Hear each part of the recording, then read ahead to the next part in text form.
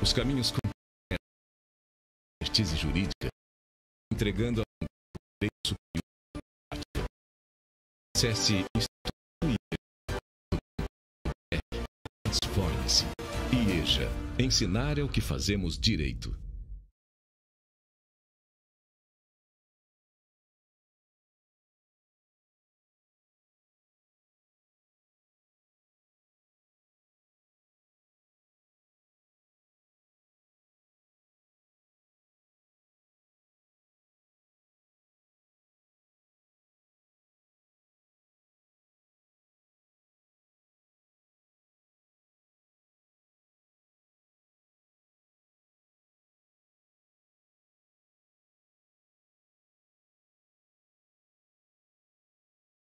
Em Saúde Suplementar, mestre em Direito e Políticas Públicas pelo UniCeub e doutoranda em Direito do Estado e Constituição pela UNB. Eu sou sócia da Advocacia Fontes, vice-presidente da Comissão de Saúde Suplementar da OABDF e liderarei o Saúde Talks. O nosso encontro de hoje vai ser para tratar do tema responsabilidade médica e hospitalar. E me acompanham nessa conversa os advogados especialistas em saúde suplementar e direito médico, Dr. Bruno Marcelos, que é vice-presidente da Comissão de Direito Médico, Saúde e Bioética do Instituto dos Advogados Brasileiros e sócio do escritório de advocacia Bruno Marcelos. Nos acompanha também Dr. Thales Moura, advogado da Rede Adventista de Saúde, possui MBA executivo em Gestão de Saúde e especialização em Saúde.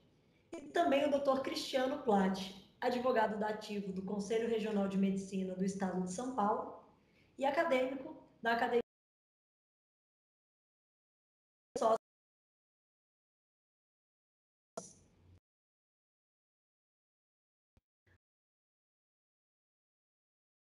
de agradecê-los mais uma vez por aceitarem o nosso convite de participar de mais um episódio do Saúde Talks. É um grande prazer dividir a mesa virtual com vocês. Bom, a maioria dos temas que conversamos aqui nos episódios anteriores do Saúde Talks tinha como referência questões relacionadas às operadoras de plano de saúde. Mas no nosso papo de hoje nós vamos falar de um assunto mais amplo de direito de saúde. A responsabilidade médica hospitalar, ela tem nuances que precisam de atuação jurídica específica. E muitas vezes elas dependem de um auxílio técnico, como a prova pericial, por exemplo. Bom, portanto, para começar o nosso bate-papo, eu queria iniciar com uma pergunta ao Dr. Thales. Doutor, você pode nos dar mais ou menos um panorama geral sobre a responsabilidade civil da relação entre o médico e o hospital? Boa noite, doutora Marina, tudo bem? Para mim é um prazer, um privilégio ter recebido esse convite seu e do IEJA. Que seja o primeiro de muitos, né? Que nossa afinidade possa crescer. É uma honra ter recebido esse convite para também estar junto dos amigos que a saúde suplementar me proporcionou, que é o Dr. Bruno, Dr. Cristiano, que já conhecemos de longas datas. E creio que vai ser uma noite especial, que a gente vai poder colaborar em passar conhecimento, receber conhecimento também, e que seja muito bom. Indo direto na sua pergunta, você foi falando a pergunta, eu fui imaginando algumas coisas sobre relação médico-hospitalar, relação médico-hospital. E a gente podia falar de tanta coisa, né, Maria? Fiquei pensando, a gente podia falar um pouco sobre relação comercial, né? CLT versus PJ, né? Podia falar sobre isso, até pode ser um talks futuro, né? A gente podia também falar sobre relação contratual desses dois. Eu vou pincelar alguma coisa, mas podemos falar sobre isso. Podia falar também sobre a relação missão que eles têm, que fazer parte de um ecossistema de saúde que eles fazem, né? Junto com a saúde suplementar, junto com a saúde complementar. Ou seja, mas vamos nos ater ao tema, né? O tema do talks é responsabilidade médico-hospitalar. Então, pensando nisso, eu acho que a relação deles, eu queria falar um pouco sobre a solidariedade. A solidariedade de ambos, dentro de um erro médico, de uma ação de erro médico, uma ação judicial de erro médico. Então, existem dois institutos que a gente tem que conversar para entender. Um é o Instituto da Responsabilidade Civil Objetiva Hospitalar, e o outro é o Instituto da Responsabilidade Civil Subjetiva, que é do médico. Então, eu vou falar um pouco o que era antes e o que é hoje, né? Antigamente, o que acontecia, doutora Marina? As pessoas procuravam um advogado no juizado especial e entravam com uma ação judicial. Então, que o advogado falou? Eu vou entrar só contra o hospital, porque lá é responsabilidade objetiva. E para os nossos ouvintes que estão assistindo, já agradeço desde já a participação, que vão vir depois. O que acontecia? Na responsabilidade civil objetiva, nós temos um ato, um fato, e nós temos um dano a alguém. E tem um nexo entre esse ato, fato, com dano.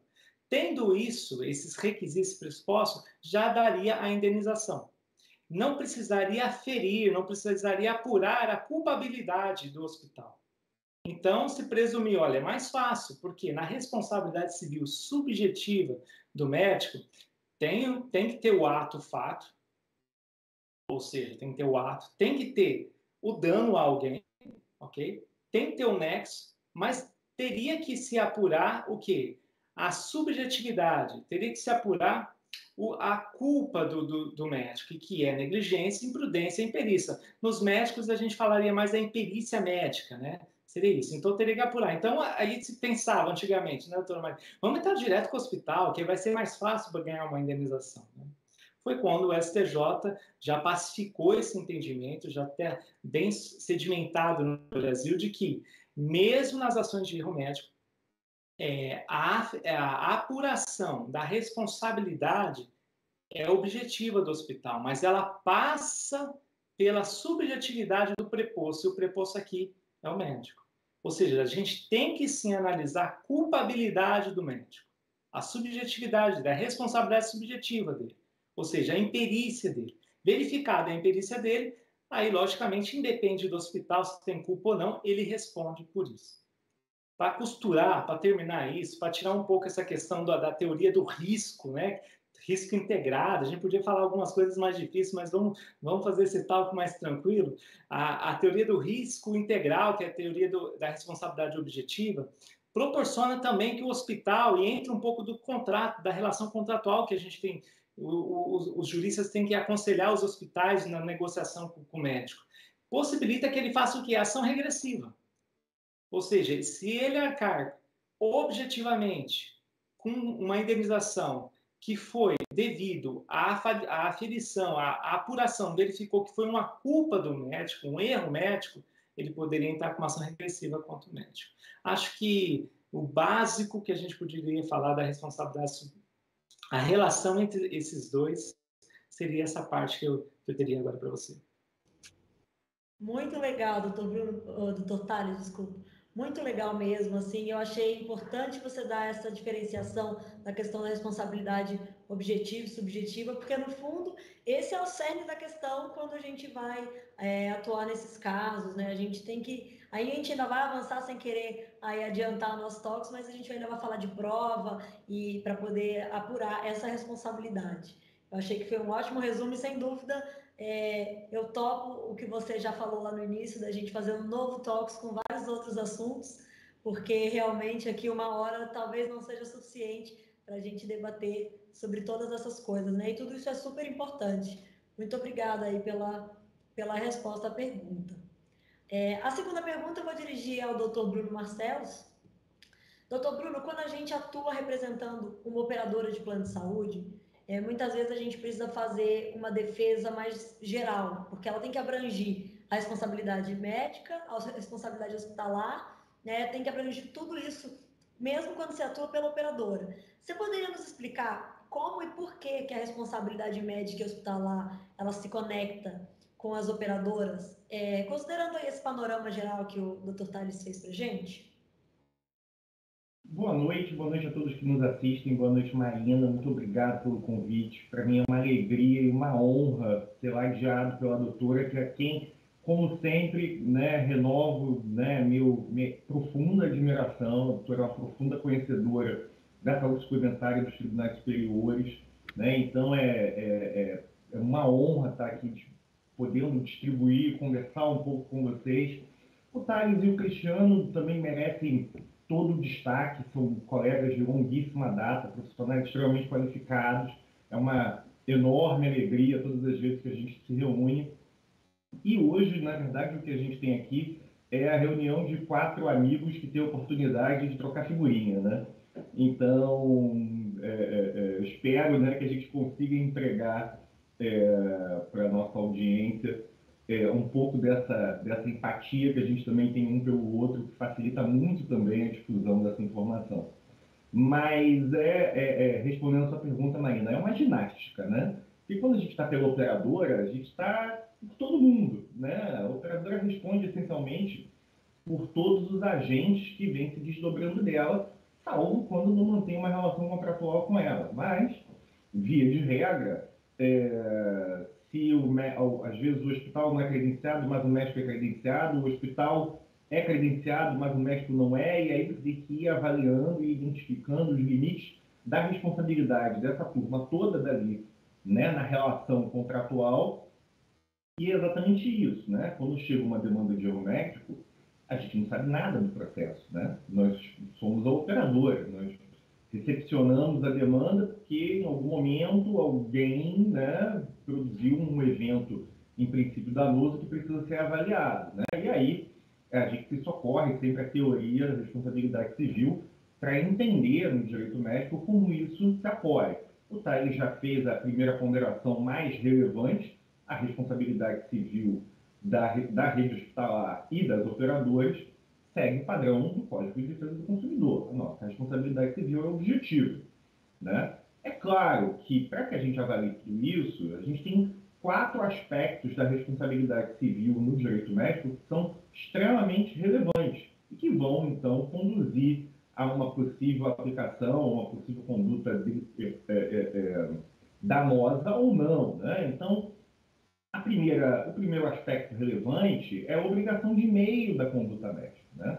A medicina é uma ciência biológica, inexata, né? É impossível identificar ou ter certeza dos eventos médicos, né? Tanto que os protocolos médicos, as estatísticas vão demonstrar índices de êxito, de problemas dentro de uma determinada conduta, mas 2 organismos não são iguais, né? Um parto realizado nas mesmas condições para 2 mulheres podem dar resultados completamente diferentes.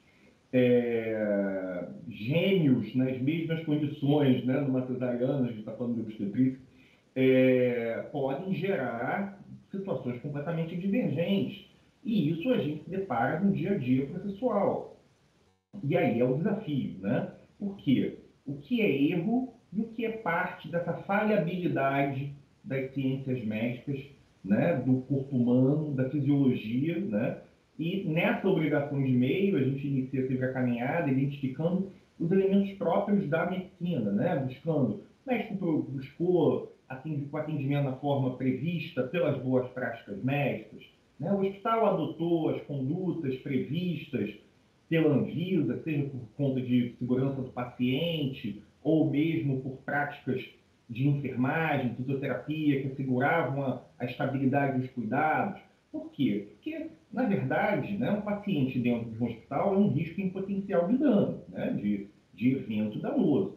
O que vai acontecer é que a soma de todos os aparatos, protocolos, equipe, eles vão mitigando a chance daquilo se tornar um problema. E aí, infelizmente, é claro, né, que pacientes evoluem mal, evoluem bem, né? Os que evoluem mal podem evoluir a óbito, e esse evento trágico não tem relação com a conduta médica, né, com o erro médico, mas com, né, as questões que são muito próprias da medicina, né? Então, essa posição do Tales bem colocada sobre como os tribunais superiores enxergam, né, dizendo que, olha, mesmo na responsabilidade objetiva do hospital, você precisa avaliar a conduta médica, tem muita relação com essa questão da obrigação de meio né, da ciência médica, da medicina. O segundo aspecto, né, rapidamente, é a lesão iatrogênica, né, que alguns médicos, na hora de falar sobre lesão iatrogênica, eles misturam lesão iatrogênica com erro médico, né? A lesão iatrogênica nada mais é do que todo evento, né, indesejado, mas próprio do procedimento. Uma cirurgia que deixa uma cicatriz, a cicatriz é uma lesão iatrogênica, então não é um erro, ela é necessária para aquele fim, né? O terceiro ponto, todos eles vão se ligando, né? É o dever objetivo de informação, né? Que está previsto no Código de Defesa do Consumidor, lá no artigo 6º, e que no direito médico se fundamenta muito no termo de consentimento livre esclarecido, né? O Thales depois pode dar uma palhinha, chegou agora de Portugal, está fresquinho lá com a turma de Coimbra. Eu já tive a oportunidade de fazer esse curso também, é sensacional. E as diretivas europeias sobre consentimento são sensacionais, é uma pena que a gente não adota todas elas aqui. E a quarta é a autonomia, né? Ela se mistura muito com o dever de informação, porque a autonomia é um direito, né? Não é um direito ilimitado, melhor posicionando, né? Não é um princípio e não é um direito ilimitado. Ele tem limitações e que também são observáveis nas ciências médicas, tanto para o paciente quanto para o médico, né? E aí você tem questões próprias para cada um, né? A autonomia é a capacidade de se empreender racionalmente, né? De conhecer, de saber o que está acontecendo, né? Quando a gente está no viés do paciente, a bioética conta para a gente o que está acontecendo.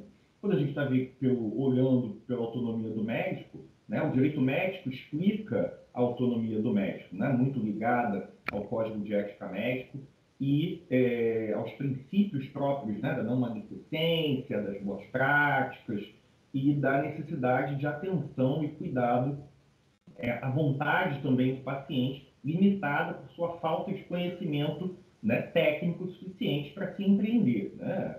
Quem nunca participou de uma consulta médica, né? Ou participou sentado, eu tenho parafusos na coluna, né?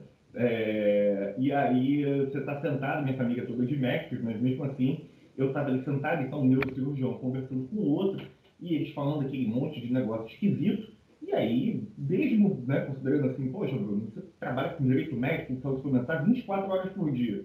Eu não tenho capacidade de dizer, né, com exatidão que aquilo tudo que eles estão falando está certo. Eu acho muito legal, amém, né? Vamos lá, vamos torcer para estar tudo certo. Né? E aí, a autonomia tem muita relação com isso, né? Com a relação também médico-paciente, com a crise de confiança, mas com os limites próprios da autonomia. Então, acho que para a gente dar essa largada, tá bem bacana já. Né? Muito Doutora Marina, me permite... Fica à vontade, Thales, fica à vontade. Que é uma sumidade em saúde suplementar, né? Rio e agora São Paulo, né, doutor?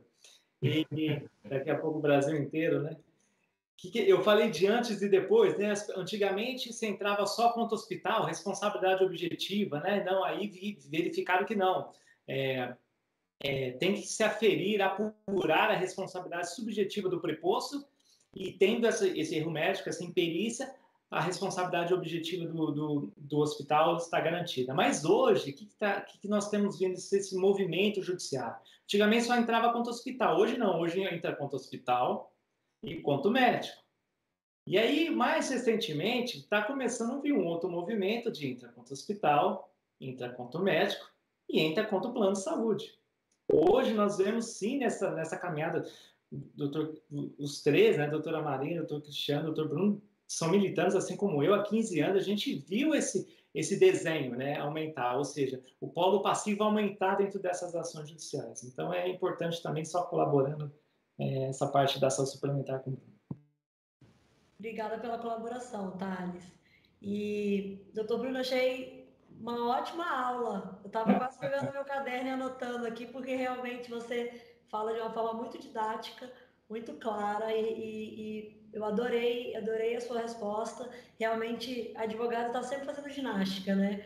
E quando você atua pela operadora, às vezes eu me vejo numa situação um pouco paradoxa, porque você tem que defender ali o direito do médico credenciado, mas se eventualmente tiver havido erro e você defende esse médico e depois você vai usar uma ação de regresso contra ele, tem que ter muito cuidado para não haver uma contradição, né? Se eventualmente a operadora for condenada. Então, o advogado ele tem que pensar também a longo prazo, né, diante dessas situações, porque é bem complicado você chegar numa ação, defender e dizer que não houve nada, depois dizer não houve tudo e eu quero ação de regresso, né?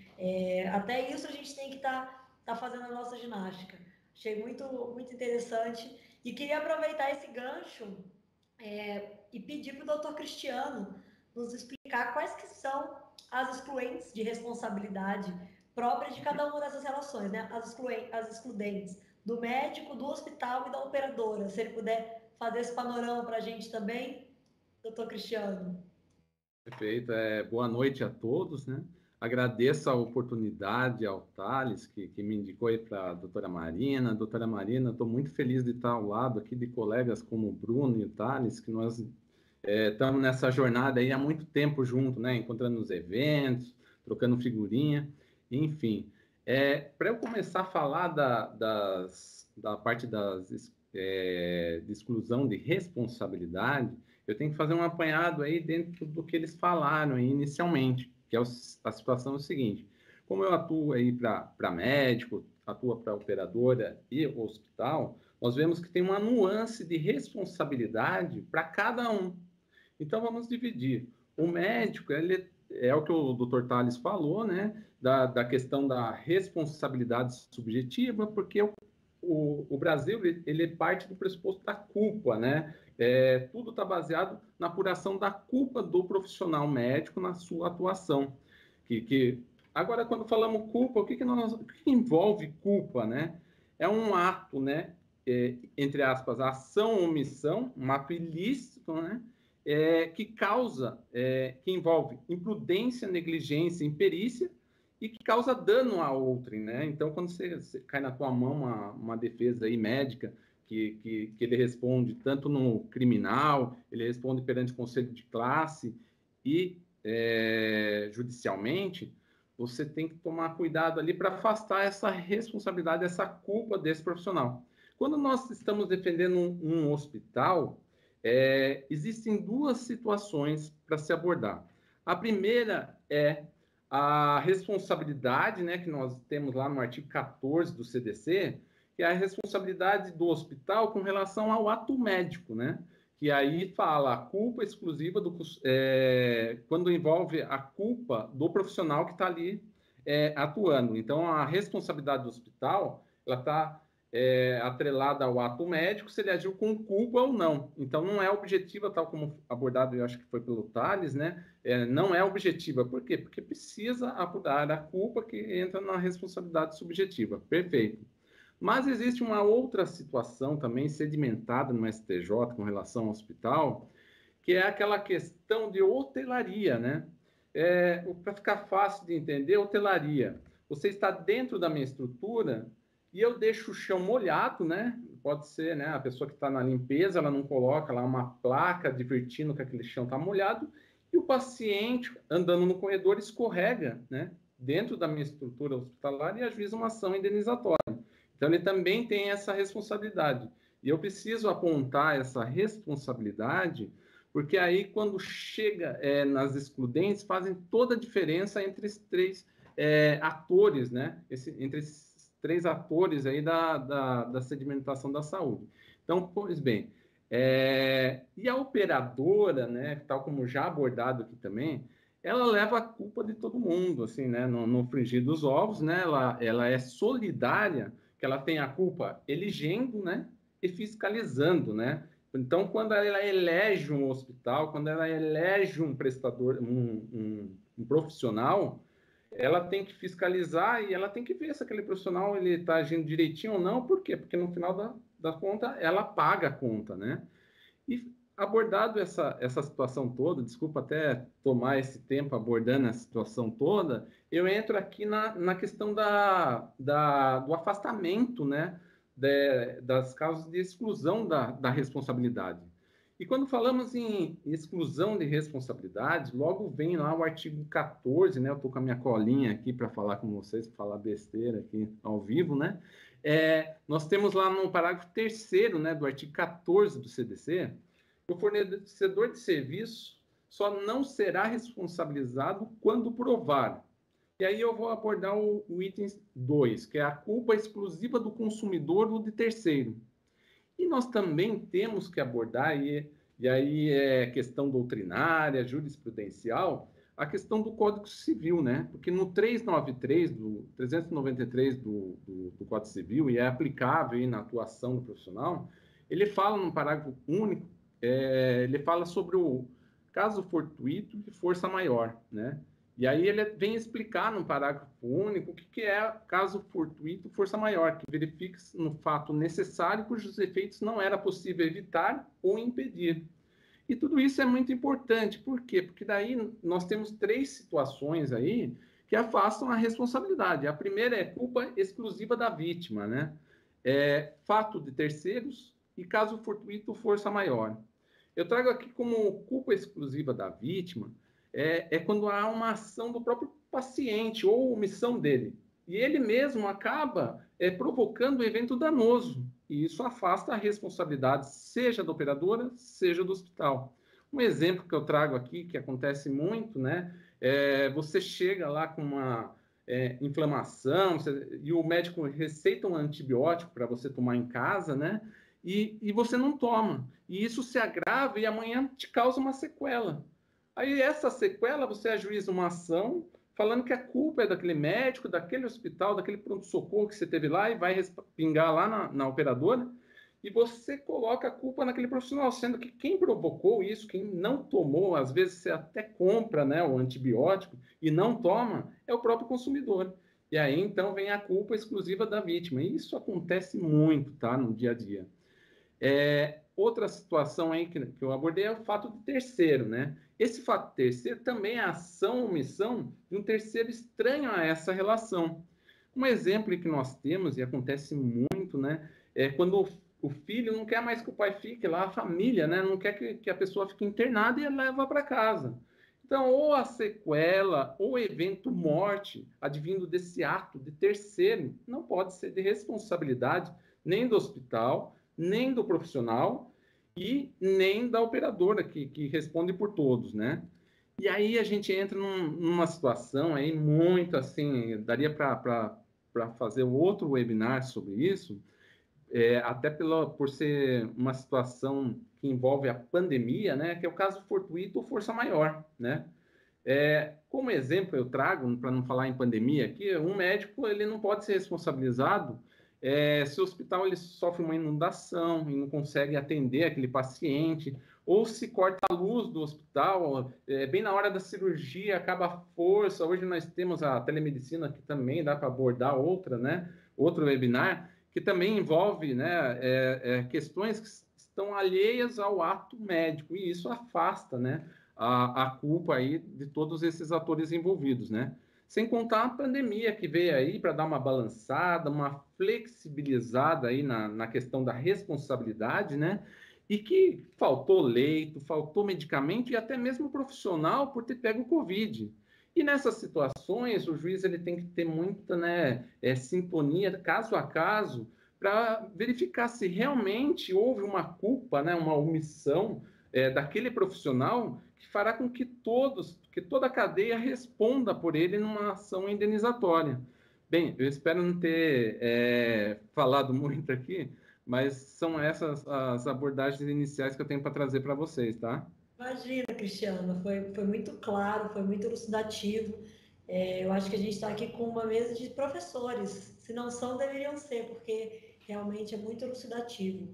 E acho muito interessante quando a gente fala dessas excludentes, que a gente consegue muitas vezes apurar essas situações, mas assim, o grande desafio para o advogado que atua nessa área é a produção de prova, né? Então não tem como a gente falar de responsabilidade médica e hospitalar sem falar de prova. Doutora Marina, só me desculpa ficar... Imagina, fica à vontade, Thales. Corte também, gente, por favor, corte também. Mas vamos lá.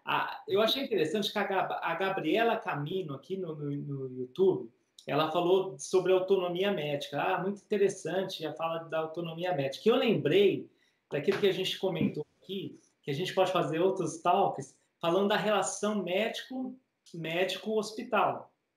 que é a ação regressiva, né?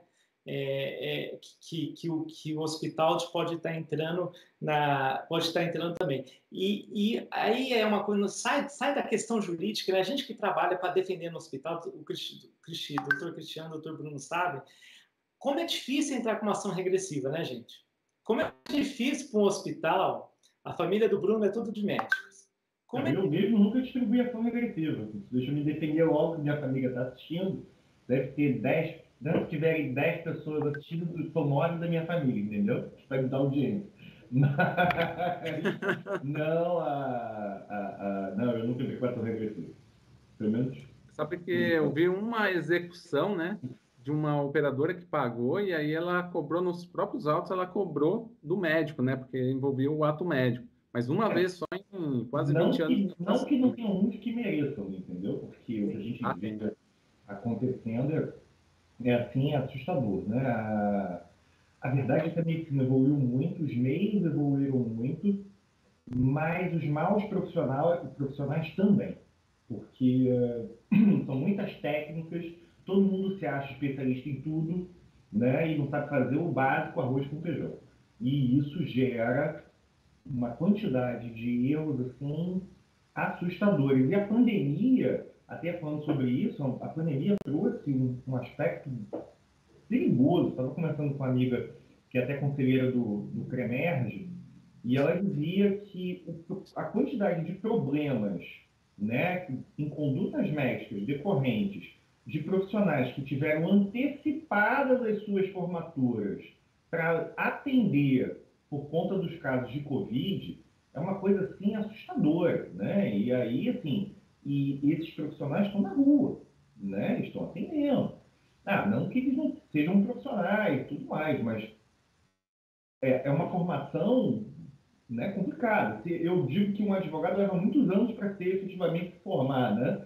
Um médico às vezes leva uma vida, né? Porque você conseguir reunir todas as qualidades de um bom profissional que vão além das questões da ciência, né?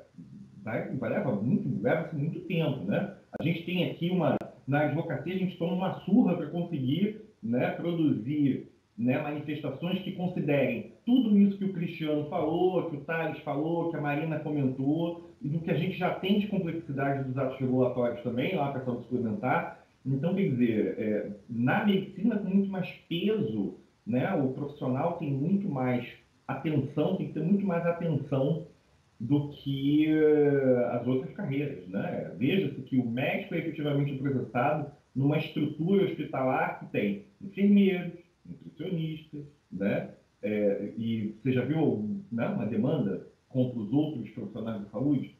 E outra coisa, né, Bruno? É verdade. Outra coisa, como é difícil, a gente trabalha com a diretoria de hospital, como é difícil também o hospital entrar numa regressiva contra o médico, porque envolve política, doutora Marina. Envolve política, envolve mercado, envolve coisas além do jurídico. Da cadeia também, né? Quando a gente fala de operadora de plano de saúde, a gente pode falar da verticalização, né? Da própria operadora, que é dona do hospital, que contrata o médico, ou da cadeia horizontal. E aí, nessa realidade, caberia eventualmente uma regressiva, né? Agora, quando você está falando aí de uma cadeia verticalizada, é muito mais complicado, sem dúvida. Dentro disso que você falou, né, doutora Marina, nós temos ainda aquelas questões, né, que acontecem no hospital, né, que é aquele profissional que tem a sua clínica ali na esquina e ele vai lá só para usar o leito, né, do hospital. Então, ele aluga, ele tem amizade lá, ele entra, faz a cirurgia e sai. E aí, a questão da preposição, né, que eu não lembro o artigo, os colegas podem até me rememorar aqui, tem um artigo que ele fala que é aquela questão lá, o patrão responde pelo funcionário, né? E aí vem dentro do que o Thales falou, né, da contratação, pejotização dos médicos, envolve muita coisa aí, mas se atendo só ao tema de exclusão de culpa, né, essa pro hospital, ela faz diferença, né, porque afasta a culpa, porque o médico que esteve ali fazendo só aquele procedimento, ele não é um preposto dele, né, ele não é um contratado do hospital, e isso afasta também a responsabilidade da operadora, né, porque é um médico particular, não é um credenciado, não é uma pessoa que tem o dever de fiscalizar, de eleger, né? essas são outras situações também que afastam a responsabilidade, e acabou de ser abordado aqui, eu não podia deixar passar. Nas relações de cirurgia plástica, isso é muito comum, né? O cirurgião plástico não é credenciado por ninguém, ele atua em consultório sozinho, né? E aí, ele, via de regra, mantém algum relacionamento com alguma rede de hospitais, onde ele pode fazer exatamente essa locação do centro cirúrgico, e aí o hospital não responde pela conduta dele, né? E esse médico também não responde pela eventual conduta do hospital, né? Na sua relação quanto estrutura, e aí hotelaria, e toda a questão que envolve o centro cirúrgico, né? Foi bem lembrado, né? E você sabe que quem atua para o hospital, desculpa, Imagina, eu vou me ater aqui, porque eu estou vendo que se deixar vai durar 2 horas, Olha, né? assim que é bom, esse é um bate-papo para ser assim mesmo, pode ficar à vontade, doutor Cristiano. Mas o que eu ia falar é que você passa por situações que nem você sabe fazer para apurar a responsabilidade, né? Porque existem aqueles atendimentos dentro do hospital, o paciente vem uma vez, recebe um medicamento, volta para casa, não melhora, aí volta de novo para o hospital. Só aí nós estamos falando de 2 profissionais que atenderam ele e mandou para casa, né? E isso, acho que vai ser abordado aí em fase de perícia, faz toda a diferença, né? Você saber o que é de cada um, né? A responsabilidade do hospital, que o médico não vai responder se o cara caiu ali caiu no leito, né? Caiu da maca, ou a questão de um raio-x que não funciona e com isso o médico não consegue ler aquele laudo e passa por cima de situações ali que, se ele tivesse visto, se tivesse naquele laudo, ele tinha que tomar alguma providência, né? Isso afasta a responsabilidade também. Então, tem tantas nuances que você vê no dia a dia, que essa questão da responsabilidade realmente eu sou apaixonado, né, pela área da saúde e é muito envolvente assim você participar nessas demandas no dia a dia, porque realmente tem que ter um profissional assim que conheça essas nuances. Só que você nunca vai conhecer tudo, sempre você vai ser surpreendido por uma situação, principalmente em pandemia, né, que você fala, não sei nem onde começar essa defesa, esse recurso. É um negócio muito bacana mesmo. É verdade. Muito legal, gente. Adorei esse bate-papo. A ideia é essa mesma, para vocês conversando, eu também, a gente vai comentando uma pergunta do outro, achei muito interessante. Mas seguindo para a nossa próxima pergunta, que é sobre provas, porque quando a gente vai apurar a responsabilidade, a gente está falando de provas, né? Eu indago ao doutor Tales. Doutor, quais tipos de provas você considera imprescindíveis para a avaliação da responsabilidade? Bem, vamos lá. Eu acho que cada área no direito ela tem as suas nuances, como o doutor Cristiano falou, e o que eu aprendi e que eu queria passar como dica, questão de prova, para quem está nos assistindo, principalmente quem às vezes está começando na advocacia ou começando na área médica, é que, para mim, a principal prova, se eu pudesse colocar uma hierarquia, é a prova pericial. Você precisa trabalhar com provas no direito médico. A prova, que nem o artigo 369 do processo civil, diz o seguinte: o que significa? A prova é para quê? Para fazer o formal convencimento do juiz. Então, você tem que trabalhar com prova no direito médico. E a prova pericial, ela é essencial e imprescindível, não tem como. E aí você faz um link. Eu aprendi nisso nesses 15 anos, eu não consigo mais, infelizmente, eu não consigo mais trabalhar no direito médico sem um assistente técnico me auxiliando. Inclusive, a gente tem 2 assistentes técnicos boas aí para indicar, né, doutor Bruno?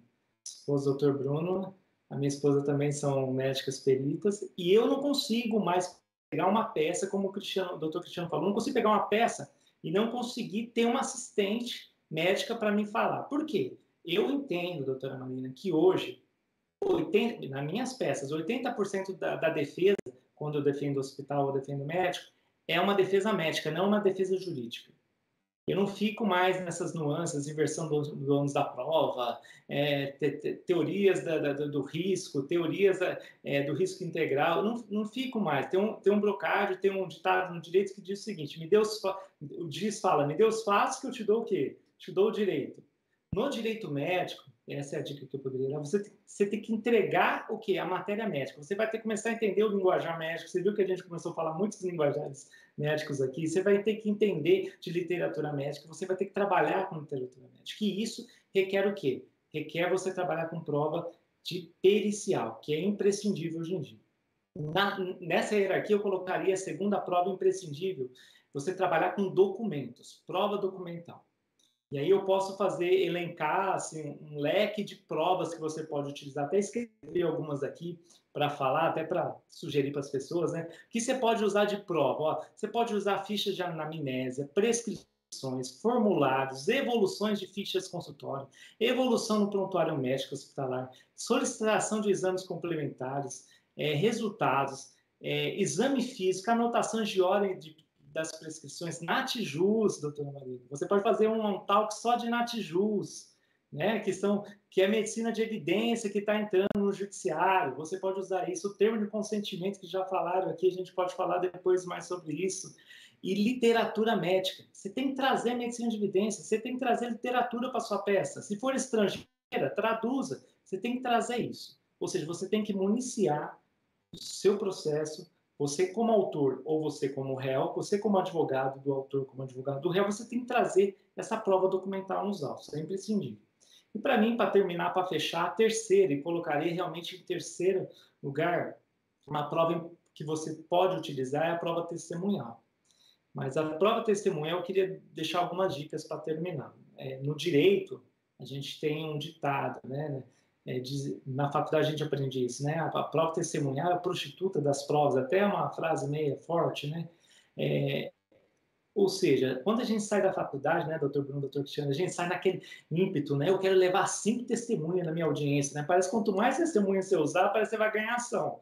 E desmistifique isso da sua cabeça, né? Esses 15 anos de advocacia me fez entender isso, que a prova testemunhal ela é única exclusivamente para fatos, situações fáticas, às vezes moral, assédio, coisa desse tipo. O que eu queria trazer para você aqui é dicas para você não usar a prova testemunhal. Exemplo, se você tem um fato notório, para que você vai usar a prova testemunhal? O juiz está querendo ouvir uma testemunha, no máximo 2. Para que você vai usar? Isso já está fato notório. Fato afirmado e confessado por outra parte, ou seja, fatos incontroversos, não se faz prova. Artigo 374. Documento, fato que já está provado documentalmente, ou seja, houve uma perícia. Tem um documento médico, tem um prontuário lá falando sobre isso, sobre a cirurgia, sobre a anamnese. Para que você vai levar prova testemunhal para falar de uma cirurgia se já tem uma perícia feita? Fatos que são provados por perícia, prova pericial. Para que você vai levar testemunha para desconstituir isso? Ou seja, minha dica, para fechar, doutor, a hierarquia eu colocaria prova pericial e trabalhar com assistente técnico. Acho que é importantíssimo. Depois, documentos médicos. Tudo pode se tornar um documento médico. Você pode usar isso. E depois, prova testemunhal com muito cuidado. Se você já tem fatos notórios, fatos incontroversos, prova documental, prova pericial, você não precisa fazer esse tipo de prova. Deixe para usar em outro momento. Acho que para começar aí, meus amigos começaram a me questionar aqui, também ajudar, tá bom. Com certeza. Foi muito bom, Thales, adorei.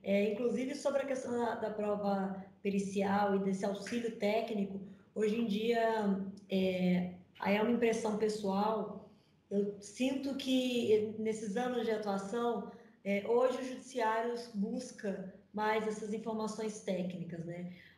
O direito de saúde antes era tratado muito de uma forma como qualquer outro direito do consumidor, até assim, com exceção dos autos de gestão, mas a gente via umas aplicações muito genéricas, e aquele cheque em branco do médico, que o médico determinar é o que deve ser aplicado. E hoje já existe uma preocupação do judiciário, eu observo isso principalmente aqui nos tribunais superiores, assim, houve um grande esforço do CNJ quando criou o NATJUS.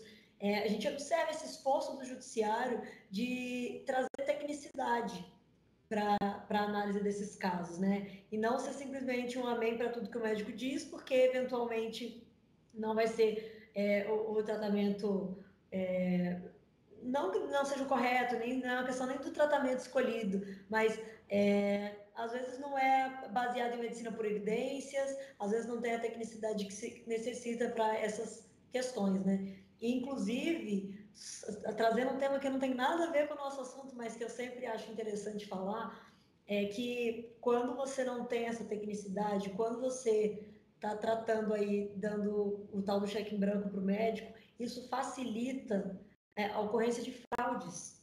Fraudes que, claro que prejudicam operadoras de plano de saúde, mas prejudicam muitas vezes os beneficiários. Principalmente os pacientes. Principalmente, exatamente. A gente lembra do famoso, icônico caso das próteses, órteses, pessoas que eram submetidas a procedimentos que não tinham nenhuma necessidade. Assim, claro, de modo algum estou dizendo que comparando os médicos a essas pessoas que cometeram esses crimes, mas você precisa ter o judiciário precisa ter esse filtro. E a única forma dele fazer esse filtro é tendo um apoio técnico. Então, eu acho isso muito importante, isso que você trouxe, esses assistentes técnicos que vocês indicaram, isso realmente não é só importante, é essencial, né? Doutora Marina, a Gabriela Camino, eu nem conheço a Gabriela Camino, mas já estou até fã dela, porque ela trouxe uma outra opinião muito importante sobre a junta médica. A junta médica também você pode utilizar como uma prova, até uma prova administrativa, uma prova pré, né, para você depois iniciar seu processo. Perfeito, achei muito bom. É verdade, é muito importante também. Obrigada por compartilhar com a gente. Gabriela Caminha, estou vendo aqui.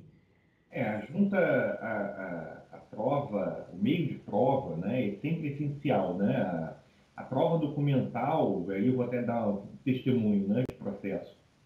Eu já tive demanda de médico em que né, a médica havia consultado, o paciente tinha uma infecção no nariz, uma otorrina, ela tinha uma infecção, o paciente tinha uma infecção no nariz, ele passou várias vezes em tratamentos com essa médica, ela acompanhou, assistiu o paciente, ficou do lado dele, levou outros especialistas para fazerem análise, né, daquela lesão, né, identificou que ele mexia no nariz, né, então isso propiciava infecção, o nariz é constituído basicamente de cartilagem, então os antibióticos dificilmente fazem efeito e tudo mais, e aí lá pelas tantas ele optou por ser internado num outro hospital e abandonou esse tratamento com essa médica, né, e aí ele ficou internado alguns dias no hospital sem o antibiótico, e por causa disso a bactéria comeu lá o nariz, ele ficou aqui com o que eles chamam de nariz em cela, né? Que o nariz aponta assim no nariz, faz uma voltinha para baixo,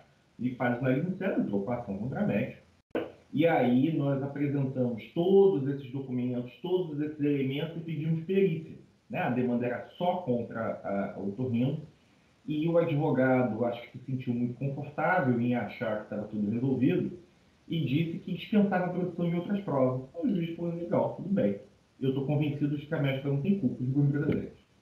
E o tribunal confirmou. Então, a prova documental, os registros de consultório, tudo isso foi utilizado para mostrar assistência, obrigação de e-mail, cuidado, né? O juiz apontou, né, que a médica foi diligentíssima ao levar, inclusive, outros profissionais para analisarem o caso dele, né, recomendar, produzir os documentos, que fica parecendo sempre que a documentação médica importante é só o prontuário médico, mas o TAS fez a ponderação assim, chave, né? Documentos de consultório, anotações de registros de consultório são fundamentais para mostrar conduta, né? Mostrar caminhos e tudo mais. Então, assim, eu achei bem bacana essa posição do Thales, lembrando da documentação dos consultórios, porque elas fazem muita falta nos processos, e nós que, na maioria das vezes, estamos sentados na cadeira da operadora, a gente nunca tem acesso a esses documentos, né? Porque aí o médico vai ser defendido por outro colega, o hospital, eventualmente, se não estiver no pacote da operadora, vai ser defendido também por outro colega, e, infelizmente, parte dos colegas está mais preocupada em apresentar excludentes de ilicitude do que demonstrar que a conduta foi adequada, né? E aí é a questão da experiência também, né? Não está escrito em livro nenhum. Né? Você acumula conhecimento técnico, mas aos poucos você vai começando a aprender a recortar as condutas dentro do direito médico para dizer, olha, o que está em discussão não é 500 páginas, 1000 páginas de prontuário. É essa conduta que está nessa página aqui que é um relato cirúrgico. É aqui que está o problema que a gente vai discutir se tem ou não erro médico, porque o que aconteceu antes não tem nenhuma questão, e o que aconteceu depois é desdobramento do que está aqui. Então vamos tratar disso. e a partir daí você conseguir fazer esse recorte. Isso é muito legal. Estamos apanhando. Isso É é super verdade. interessante e é o tipo de coisa que só muita prática ensina, né, doutor Bruno?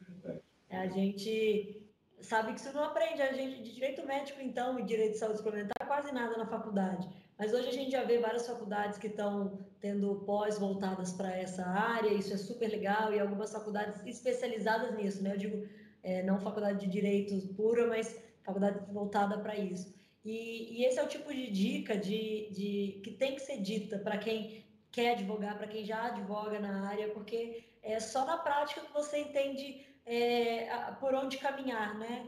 Exatamente, porque senão às vezes você junta, como você falou, um prontuário gigantesco, aquilo só traz muito peso, às vezes até afasta o magistrado daquela prova, porque ele não tem nem tempo e nem estímulo para analisar coisa por coisa do que está escrito ali. Então, isso é super, super interessante. E aí, você volta na análise do perito, se você também não souber conduzir o perito, né, dentro dessa perspectiva, ele viaja, né? E aí, assim, se o problema era, né, a cirurgia lá, o aspecto cirúrgico que você consegue apontar que não tem nenhuma, que é um evento trágico, né, e apontar eventos trágicos são necessários para quem defende, né, para quem faz contestação, né, por assim dizer, se você deixar nem o perito vai identificar que, sei lá pelas tantas, na internação na UTI, né, uma cânula não conectou na hora certa, achou uma marcação diferente, e aí vai dizer que, olha, aqui na cirurgia deu tudo certo, mas não vi aquele negócio ali, que tem nada a ver com a história do processo, e aí você vai criando um monte de problemas no processo. Então, saber realmente, e aí o auxílio né, dos assistentes técnicos são importantíssimos, né, que eles conseguem... Principalmente até para a construção dessa quesitação, né? Quando você vai fazer os quesitos do perito, se você não tiver um assistente técnico para te orientar minimamente sobre como você vai chegar aonde você quer chegar, você acaba não fazendo quesitos tão específicos, e aí cai nesse problema que você está falando, né, Bruno? Para conduzir a perícia, né? Porque no final das contas, assim, nós somos todos seres humanos, né? Então ninguém gosta de ser contrariado, né? Não gosta, o perito, como qualquer ser humano, não gosta de ser contrariado, ou seja, ele não gosta de ser impugnado. Então, muito melhor quando você consegue produzir um parecer, né, com assistente técnico, com quesitos, que vão dando aquele caminho para o perito caminhar ali do seu lado, né? E aí, em algum momento, quando você vai produzir, eventualmente precisa de uma impugnação, na verdade, você só vai dar aquela demonstração da divergência, né? E isso torna as coisas, às vezes, mais suaves do que quando você precisa simplesmente impugnar e aí bater forte, né? Dizendo que aquilo é um absurdo e tudo mais, né? Perfeito. Você sabe que... Desculpa, doutor Cristiano, pode falar. Desculpa, é que eu me empolguei nessa questão de provas, né? Como bem abordado aí, os dois, né? E aí eu tenho que fazer aqui o que eu vivo aqui no escritório, né? Que é o médico, ele não gosta de papel, né?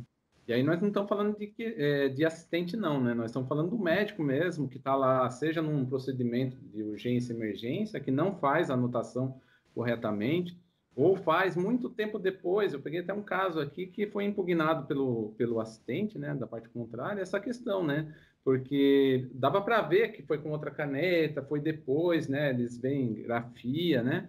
E é muito importante, por mais que esteja num procedimento cirúrgico de urgência, emergência, fazer toda a anotação ali, o médico, aí eu estou falando do profissional, né? Porque é o prontuário, né? Que vai servir para a perícia, né? E se não tiver aquela anotação no prontuário, vai ficar uma perícia em aberta e que não vai ser legal para o próprio profissional que estava lá e que fez tudo certinho, vai gerar uma dúvida, vai gerar... E isso eu vejo muito acontecer, é uma coisa para se chamar atenção, assim, mas aí dos médicos, né, que eu chamo muita atenção aqui, que tem que preencher corretamente, né? Se eles preenchessem tal como... que isso só quem está no dia a dia, tal como as enfermeiras preenchem, né, porque tem aquele prontuário de enfermagem, que relata até briga entre ela lá no corredor, né? Se os médicos preenchessem um pouquinho, né? Não precisava ser como as enfermeiras, já estava muito bom, porque realmente faz toda a diferença um prontuário bem preenchido aí para a perícia. E é muito bom saber que vocês dois aí têm assistente técnico para indicar, né? Isso é muito bom. É bom saber. Perfeito, excelente colocação, doutor Cristiano. Avançando aqui nos nossos temas, a minha próxima pergunta, na verdade, é para o doutor Bruno, ele já teceu algumas considerações, né, que é sobre aí, a diferença entre o consentimento informado e a autonomia do paciente. E aí eu pergunto ao doutor Bruno se ele quer agregar mais alguma coisa sobre o assunto, se quer especificar mais alguma coisa. Sim, eu acho que, já que eu realmente eu já tinha feito uma ponderação inicial, mas eu acho que é interessante porque, assim, esse assunto liga muito com junta médica, né? O Tag já fez essa referência ali também, que a Gabriela também já tinha colocado. E a autonomia, né, como já bem dito anteriormente, ela não é um direito absoluto, né? Os pacientes, as pessoas não conseguem, não têm a capacidade de se empreender, de decidir autonomamente numa situação em que elas não compreendem completamente o que está acontecendo. E isso importa em risco, né? Em risco ao paciente que precisa, né, que às vezes se vê de frente para o termo de consentimento livre esclarecido, o TCLE, que foi produzido com uma série de dados e termos técnicos dificílimos que absolutamente ninguém entende, né? E aí, né? Como fica isso tudo? Né? A gente falou de dever objetivo de cuidado, que é a única obrigação de resultado da medicina, né? A informação que tem que ser prestada. E aí a gente traz sempre volta na história também do paternalismo médico, de dizer com cuidadinho, com carinho, né? Não, olha, não é bem assim, vamos lá, se eu sair, se o paciente não vai operar, é pior para a saúde dele. Na verdade, ele precisa ter consciência da escolha que o paciente está fazendo, né? E aí eu até brincava com o Thales, que ele veio de Portugal agora lá com o curso em Coimbra, né? A Europa tem nas suas diretivas europeias questões muito relevantes. Você não faz um procedimento cirúrgico eletivo num paciente com uma consulta só com o paciente. Você tem que entregar o termo, explicar, e ele tem que ter tempo de compreender o que está escrito para então assentir com o procedimento. Então você entrega o termo de consentimento e manda o paciente para casa. E você só aceita aquele consentimento informado dias depois, né, na próxima consulta. Porque ele tenha tempo de você realmente entender o que está acontecendo. Você entendeu que você vai botar 6 parafusos na coluna, né, que é o meu caso. Você sabe que você vai passar por uma anestesia geral, que você corre o risco, né, de ter problemas que a gente não tem como, né, definir. E se você for alérgico ao anestésico? Tem como saber? Isso é um erro médico? Não, é fisiológico. Você não tem como saber se determinada circunstância pode ou não te fazer mal, né? Se você vai ter uma infecção em razão lá da prótese, do parafuso que foi implantado, isso pode acontecer, pode ser fisiológico. Você pode ter feito esquema de antibiótico, pode ter feito tudo e mesmo assim acontecer. Tá sujeito, quer se sujeitar a esse risco? O risco-benefício é melhor para você se sujeitar àquele procedimento? Pelo lado do paciente, essa é a avaliação que ele vai fazer diante da presença do profissional, da confiança que ele tem e da capacidade que ele tem de compreender o que está acontecendo. Mas quando ele está olhando, quando ele, né, entrega aquele pedido lá para a operadora, vem o lado do médico. E aí vem a auditoria que vai identificar assim, olha, você está pedindo, e eu já vi muito isso aqui no escritório, você está pedindo 7 segmentos da coluna cervical para operar, mas a coluna cervical só pode operar 5. Tem alguma coisa errada.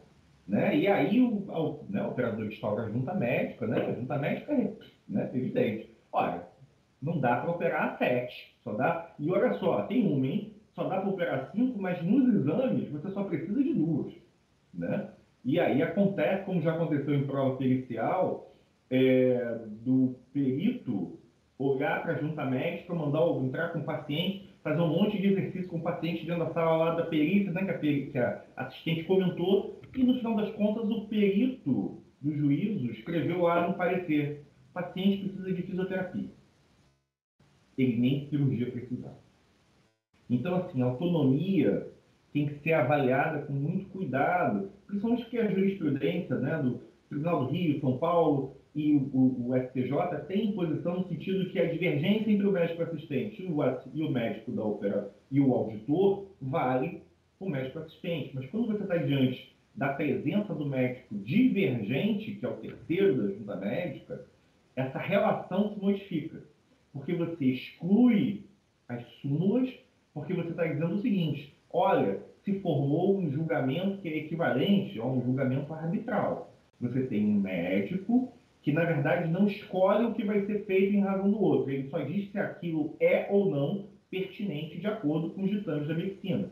Se ele apresentou sexo segmento da coluna cervical, não dá para operar sexo segmento da coluna cervical. Nos exames e nos documentos só tem 2 para operar. Então ele rejeita os outros 5, com 2 ali para ele fazer. Então isso é o que essa é a evolução da autonomia que a gente também espera, né? Só para poder fechar esse aspecto, o CRO conseguiu, né, o Conselho Federal de Odontologia lançou a norma em nível federal, e o CRO de São Paulo tem junto odontológica. Ele tem a Câmara Técnica de junto odontológica. Isso é importantíssimo, porque você passa a também entregar credibilidade para o judiciário. Porque se é o próprio conselho quem fez aquela avaliação, né, da autonomia do seu profissional, do seu dentista, no nosso caso, mais uma vez, né, fica quase um princípio da deferência, né? Por que eu, judiciário, tenho que colocar a mão nisso? Eu não tem nada de bloco, de aparelho, tem que entender são os dentistas. Eles estão dizendo que isso é desse jeito. Não caberia a mim, que sou juiz, né, ou que sou advogado, ter que explicar que aquilo é ou não daquele jeito. Então, assim, a autonomia vai ganhando novos contornos na nossa sociedade de informação e que precisa, né, ganhar mais espaço no debate, vem ganhando espaço na saúde suplementar, mas são poucos os colegas que já conseguiram, em algum momento, juntar os conceitos de bioética com os regulatórios, né? E aí, de novo, né, levar isso tudo para o judiciário, então, é mais difícil ainda, né? Porque o juiz não quer, via de regra, ele está pensando que o paciente está assistido pelo médico e acabou com o final. E não é bem assim. E aí eu tenho que colocar uma pimenta aí, né, Bruno? Porque quando se fala em saúde suplementar, operadora, né, tal como eu acho que já foi abordado aqui, eu fico feliz de ver que atualmente se pode exercer, né, o seu direito de defesa e o contraditório, né? Porque até então, alguns tribunais, inclusive São Paulo, com súmulas, né, que impunham barreira, né, que davam muita força, né, para o médico, né, de um relatório médico, e que hoje não está bem assim, há uma certa mudança, né? Inclusive com nulidades de decisões no STJ, a doutora Marina ela acompanha de perto essas situações, né? Em que volta para se fazer uma prova, seja para fazer uma junta médica, seja para ver uma resposta do Natijus. Então eu fico feliz porque eu defendo o direito, né? Eu acho que todos aqui defendemos o direito. E se existe um Código de Processo Civil a ser seguido, é muito legal quando você pode explorar ele por inteiro, né? Que é fazer, né, ter essa oportunidade de explorar tudo que está sendo falado aqui, né? Eu acho muito interessante fazer isso. E achei muito legal essa questão aí de Portugal, né? Porque quando se fala em autonomia do paciente, né, a gente só pensa em esclarecimento, né? Jogar um bando de informação lá, mas tem o poder da decisão dele, né? Ele tem que exercer aquela decisão dele sabendo onde ele está pisando, né? Porque ele também pode falar, não quero. Uma cirurgia de coração que eu vou colocar um implante, colocar uma válvula, né? Aquilo pode te trazer qual benefício e qual risco. Eu vou assumir esse risco, de repente ele não quer, ele fala, pô, eu vou viver mais 3 anos, eu posso morrer na mesa de cirurgia. Ele vai exercer a autonomia da decisão dele, né? Então é muito bacana tudo que foi falado aqui e principalmente essa experiência de Portugal, né? Porque eu imagino que um paciente indo para casa, conversando com a família, pegando uma consulta com um amigo médico e tal, ele vai exercer essa autonomia de uma forma mais ampla, né? Ele vai saber o que ele está fazendo, né? Eu achei muito interessante, tinha que fazer essa abordagem. É mais assertivo, né? Muito mais assertivo. Isso, é mais assertivo. E eu até lembrei, enquanto o doutor Cristiano falava, eu lembrei de uma situação que eu passei como paciente, que eu achei muito interessante, assim, que, na verdade, quando você está falando de medicina, você está falando de risco e benefício mesmo, né? E uma vez eu fui a um oncologista muito assustada com um nódulo que eu tinha, e E ele me falou, não, Marina, a gente pode só acompanhar, não precisa fazer nem biópsia por enquanto, vamos só acompanhar. E eu estava acompanhada da minha mãe, que como qualquer mãe, não gostou nada. E falou, não, doutor, já tira logo. Né? E aí ele falou, olha, não tem nenhuma necessidade, porque qualquer procedimento invasivo, ele só se justifica com base num grau de risco. Então, essa avaliação o médico faz, olha, tem esse grau de risco, vale a pena fazer um procedimento invasivo? Depende do quanto você acha que aquele risco é real.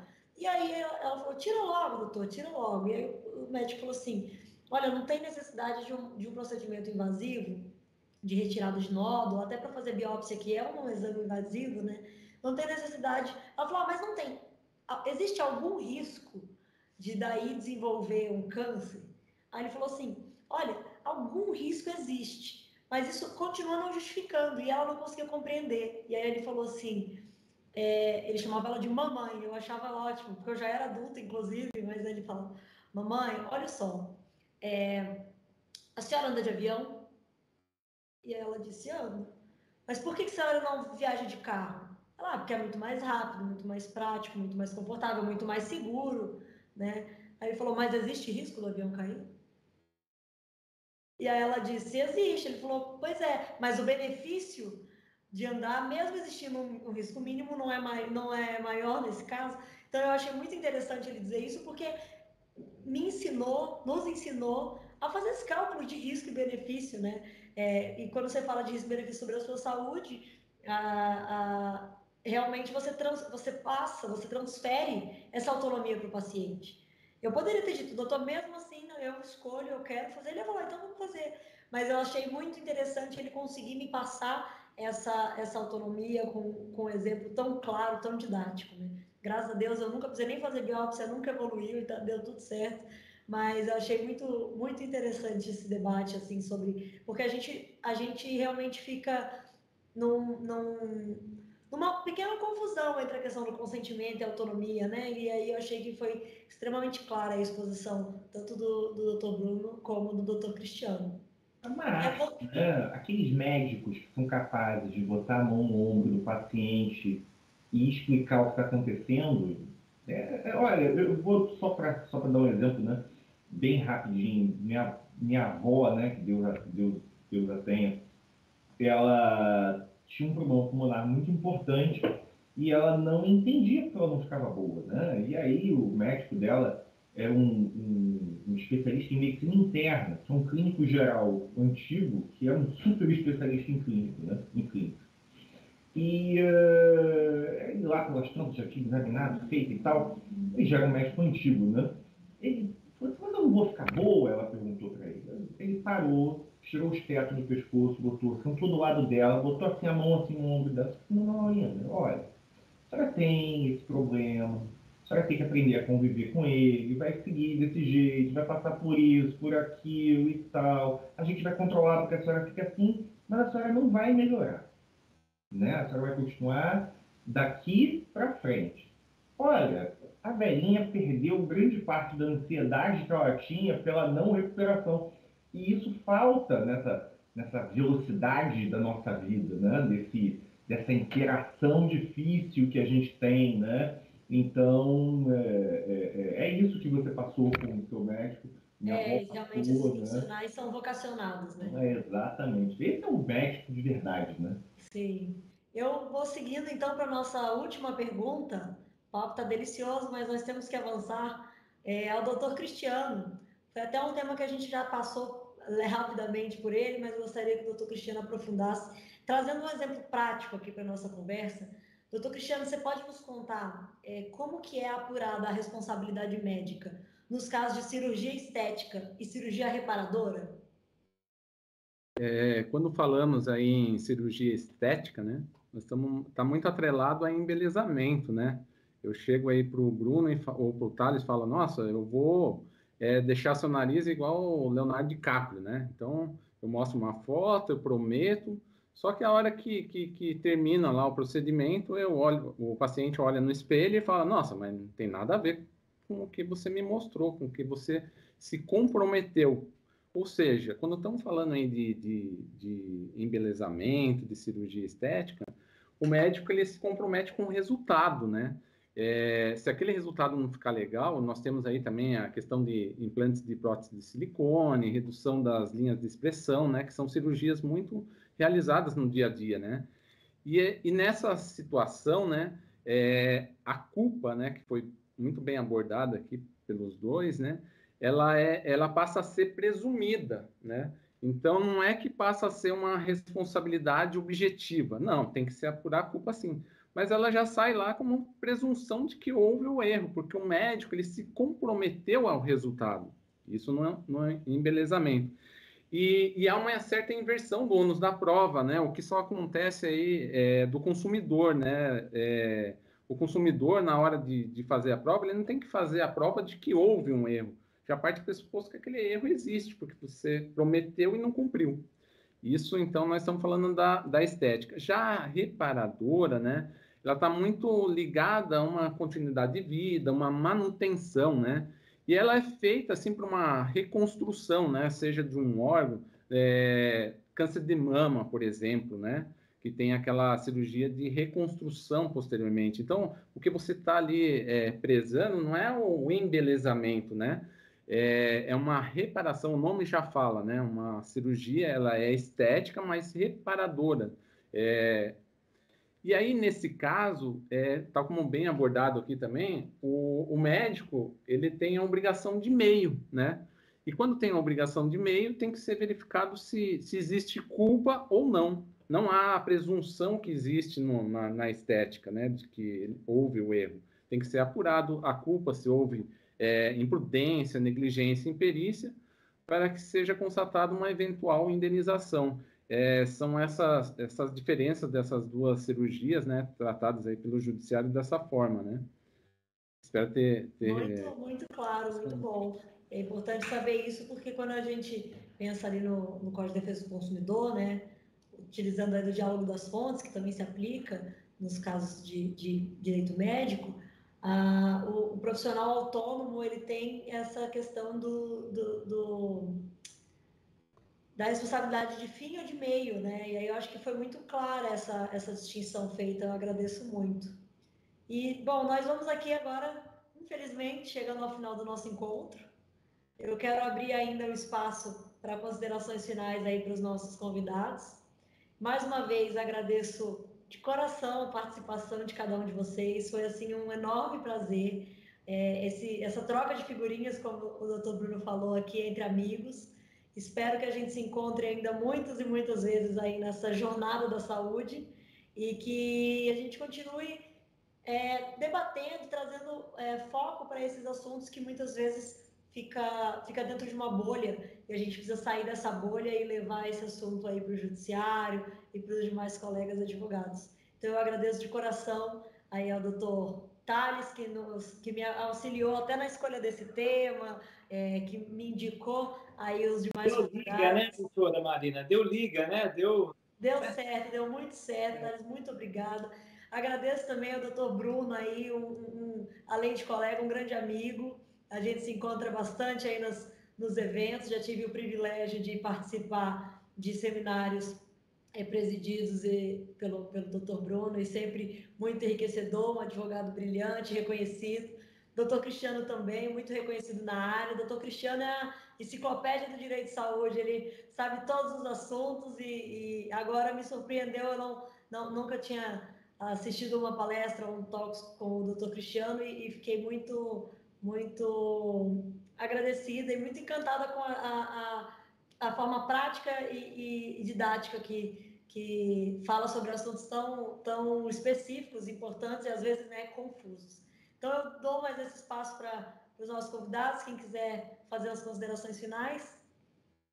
Eu queria agradecer de novo a oportunidade, agradecer meus amigos Dr. Bruno, Dr. Cristiano, doutora Marina.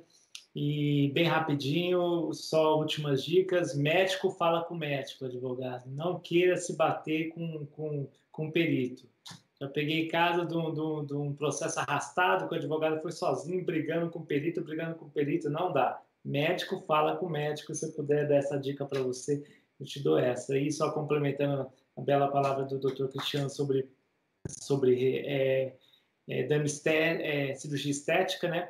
Tudo está em torno do resultado, né? Se você promete o resultado, você tem que cumprir o resultado, né, doutor Cristiano? Acho que é isso. Obrigado, foi muito bom. Espero que a gente possa fazer outros. Diz que o termo de consentimento deve, né? Que o termo de consentimento esclarecido dos cirurgiões plásticos é o mais complexo de todos, né? Com registros fotográficos e tudo mais, né? E prometer o impossível complica, né? Mas olha, gente, eu só tenho a reclamar que o tempo foi muito curto, né? A gente se encontra muito pouco, então esse tempo foi curtíssimo, né? Estão intimados a marcar outro bate-papo, né? Mesmo que seja no restaurante, no café, né? Para a gente trocar figurinha. Para mim é sempre uma alegria encontrar com vocês, eu fico muito à vontade, né? Esqueço até que tem aí mais uma turma assistindo, né? Mas é muito bacana, muito obrigado pelo convite, Marina. Eu sou fã de todos vocês e espero que nós todos possamos nos encontrar muito em breve, né? Temos aí alguns congressos pela frente e é uma oportunidade que, na maioria das vezes, a gente tem que se ver. Um abraço para todos que nos assistiram e até a próxima. Bem, eu também só tenho que agradecer a oportunidade, né? Sou suspeito porque eu sou amigo de todos vocês, mas é muito conhecimento envolvido, né? Então, uma hora é o que o Bruno falou, fica muito pouco, né? A gente vai ter que terminar essa conversa em outro local, né? Ou fazer um novo webinar, aí o Thales já vai pensando num novo tema aí para a gente discutir. Mas, tirando a brincadeira, obrigado, viu, Marina, pela oportunidade, Iejas, e você pode contar comigo para os próximos, adorei. Apesar de te conhecer agora, eu já tive muita empatia aí com você, assim como tenho com o Dr. Bruno, com o Dr. Thales, né? E acho que a gente vai caminhar junto aí para disseminar, na verdade, o conhecimento nessa área tão bacana e que hoje está tão em voga, né? Porque basta você entrar no Instagram, qualquer mídia que você entre, só se fala em direito médico. Mas com tanto conhecimento que foi passado aqui hoje, é uma ponta do iceberg, né? Porque nem nós que estamos aí muito tempo na área sabemos tudo que envolve o direito médico. A gente está sempre aprendendo. E essas oportunidades, com certeza, agregam muito, né? Porque é uma troca de conhecimento e de casos que cada um se envolve, que é muito legal, nos agrega conhecimento, com certeza. Então, eu saio daqui muito satisfeito, aprendi com vocês aqui hoje, e agradeço e me coloco à disposição aí para os próximos. E agradeço toda a plateia aí pela paciência aí de acompanhar a gente nesse horário aí, né? Muito obrigado. Obrigada, doutor Cristiano, doutor Thales, doutor Bruno, mais uma vez. Gostaria de agradecer também a cada um e cada uma que nos assistiu aqui hoje. Agradeço ao IEJA por confiar em mim nessa missão de mediar essa importante conversa. O Saúde Talks ele vai ficar disponível na íntegra nos canais do Instituto IEJA nas redes sociais. E eu convido a todos que continuem nos acompanhando. E até o próximo encontro. Tchau, tchau.